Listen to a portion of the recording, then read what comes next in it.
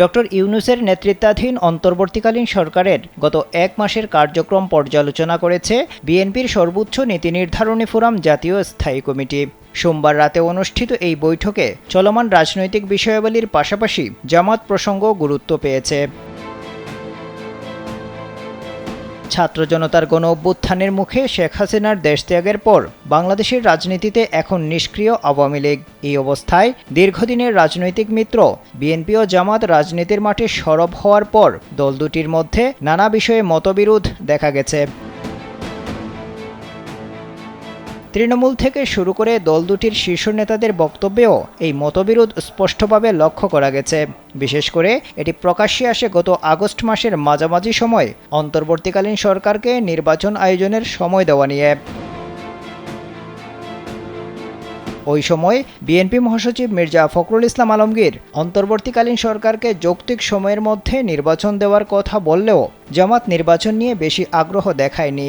নির্বাচন প্রসঙ্গে জামাতের আমির ডাক্তার শফিকুর রহমান বলেন, তারা এত দ্রুত নির্বাচন চান না, তারা অন্তর্বর্তী সরকারকে রাষ্ট্র সংস্কারের জন্য আরও সময় দেওয়ার পক্ষে।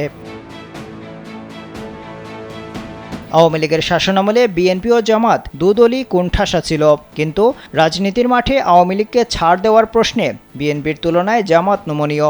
এতে অখুশি বিএনপি। জামাতের আমির ডাক্তার শফিকুর রহমান কয়েকদিন আগে বলেছেন, জামাতের উপর গত 15 বছরে যত জুলুম নির্যাতন হয়েছে তা ক্ষমা করে দিয়েছেন। প্রতিহিংসার রাজনীতি করতে চান না, তবে কেউ অপরাধ করলে তাকে শাস্তি পেতে হবে।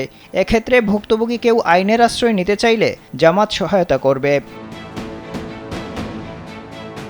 জামাত আমিরের এই বক্তব্যের জবাবে বিএনপির সিনিয়র যুগ্ম মহাসচিব রুহুল কবির রিজভী বলেন, তারা বলেছেন আওয়ামী লীগকে ক্ষমা করে দিয়েছেন, গণহত্যাকারীদের কিসের ক্ষমা করতে বলেছেন তারা? যদি শেখ হাসিনা সহ অপরাধীদের বিচার না করা হয় তাহলে বাংলাদেশ কবরস্থানে পরিণত হবে।